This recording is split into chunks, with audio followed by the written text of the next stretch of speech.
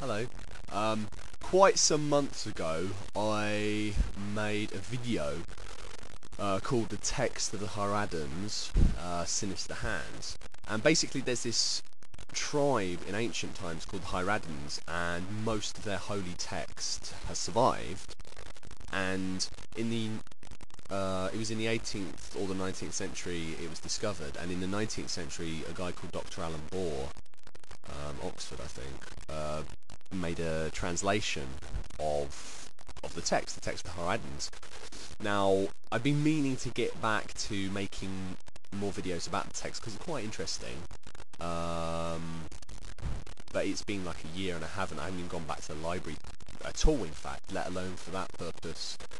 So I thought I might as well transcribe most of the rest of my notes, and which I did a while ago, and I thought I might as well turn it into a video now, you know. If anyone's interested in knowing more about the Hyradans, I'll try and get round to going back to the library. Okay.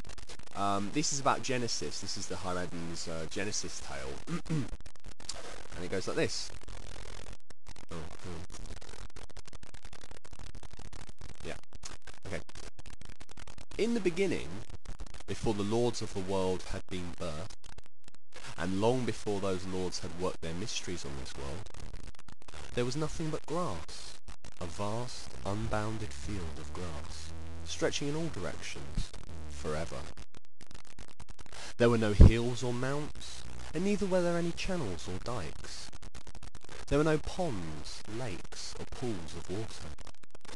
Neither were there trees, nor herbs, nor shrubs, nor anything which waveth in the breeze but grass. And neither were there any insects, winged or ground-dwelling.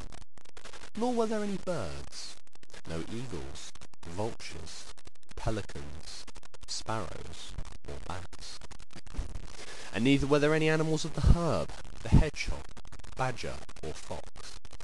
And neither were there any fish that swimmeth in the sea, no cod, no haddock, no salmon, no snapper, no whales, no dolphins, no sea drakes, and no octopuses.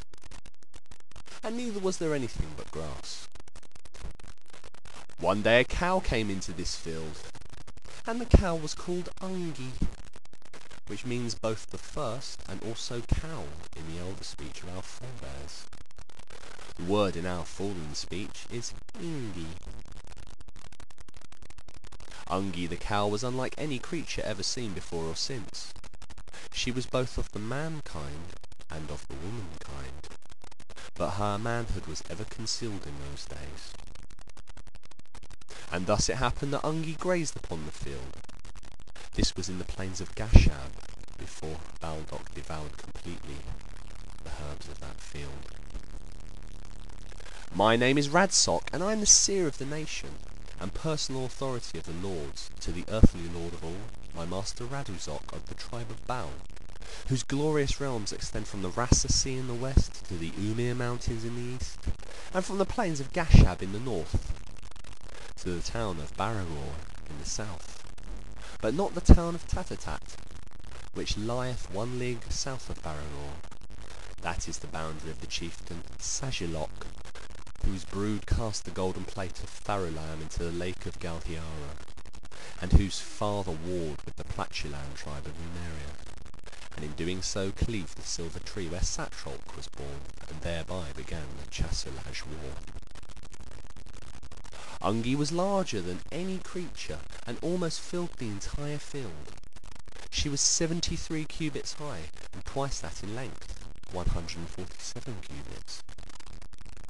One day she became great with milk, until her nape was a neighbour to the grass. She became so great with milk, for she was without calf to suckle her, that her udder split in twain, and the precious, creamy fluids spilt upon the grass.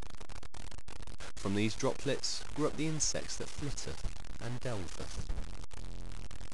One day, when Angie was sleeping, her man regions awakened and came in unto her.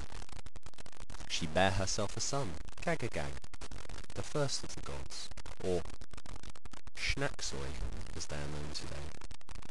Gagagag was a tall and winsome man, but lonely, for he had no friends but the insects, and these were scant friends to one so handsome. So Angie came in unto herself once more, and Gagagag watched in awe and excitement. And in this way Gagagag's first brother was born, Baldacci the giant, the father of Baldock the giant.